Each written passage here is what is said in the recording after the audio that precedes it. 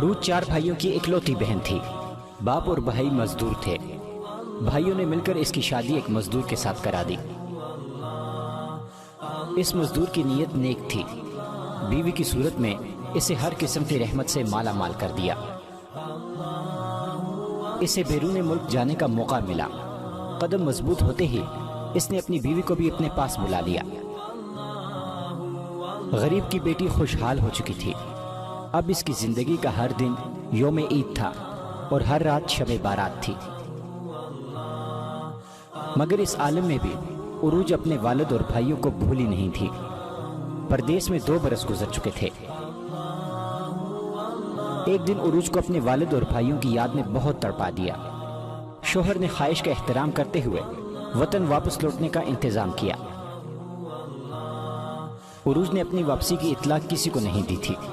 वो अपने घर पहुंचकर अचानक सबको सरप्राइज देना चाहती थी। वतन पहुंचकर उरूज अपने घर पहुंची तो उसे अचानक अपने सामने देखकर उसके भाई परेशान हो गए। अबू कहाँ हैं? उसने सवाल पूछा। उस सवाल का जवाब देना तमाम भाइयों के लिए मुश्किल हो रहा था।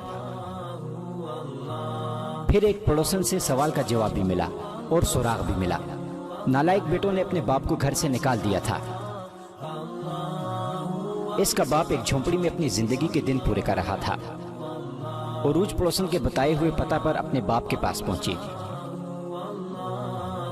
उसका बाप मजबूत एहसाब का मालिक था, मगर अपनी बेटी की एक बात सुनकर वो रो पड़ा। चलें अबू, अब आप मेरे साथ रहेंगे।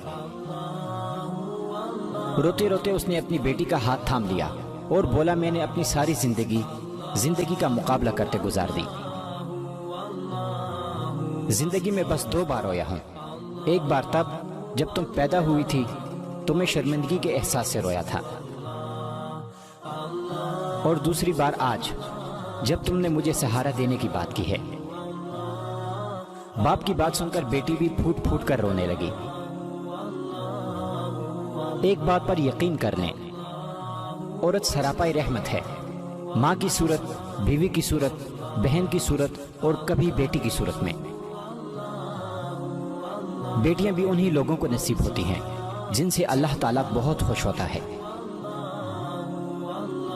रहमत तो बस रहमत ही होती है, फिर चाहे कोई इसकी कदर करे या ना करे।